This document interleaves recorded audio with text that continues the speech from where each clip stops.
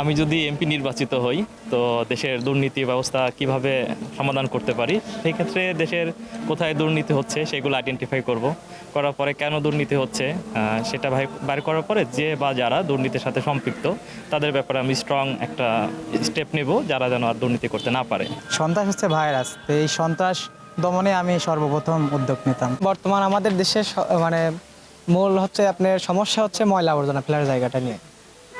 তো ধরেন আমি সর্বপ্রথম ধরেন হব না, যদিও হই, ধরেন এলাকায় কোনো একটা নির্দিষ্ট স্থান বানাবো যেখানে ময়লা আবর্জনা ফেলবে সবাই, যাতে আমাদের এলাকা পরিষ্কার পরিচ্ছন্ন থাকে। আমি সবচাইতে বেশি গুরুত্ব দিতাম হচ্ছে দুর্নীতি, যাতে হচ্ছে যে 2 টাকা পাস হোক এই 2 টাকারই যাতে কাজ হয়। দেশে আসলে ইন্ডাস্ট্রি সংখ্যা অনেক কম।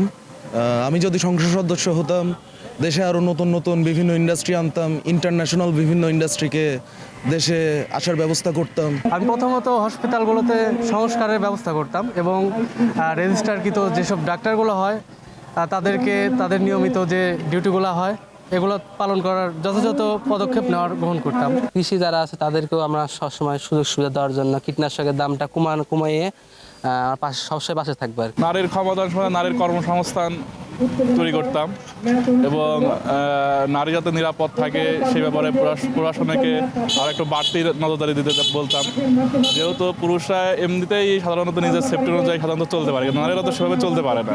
এই জন্য নারীদের প্রতি বিশেষভাবে নিরাপত্তা জোরদার করার কথা বলতাম।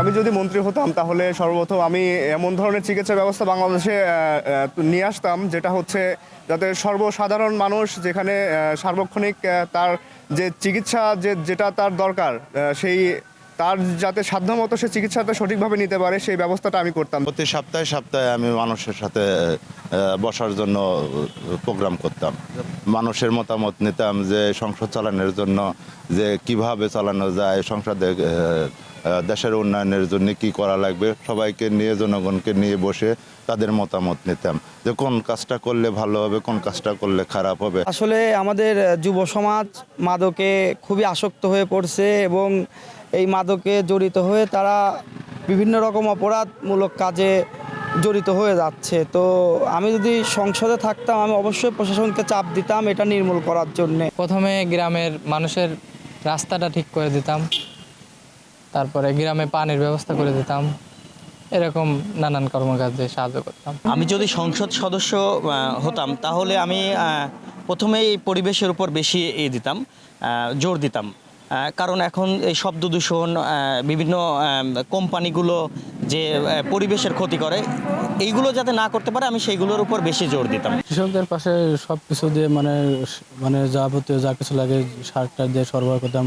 এই যে ফসল উৎপাদন করছে সব কিছুর দাম বৃদ্ধি করাইতাম, কিংবা অন্যান্য সব কিছুর যে একটা বাড়তি খরচ আছে সেগুলোর দাম কমাইতাম, কিন্তু যে উৎপাদন হয়তো সেগুলোর দাম বাড়াইতাম ফসলের।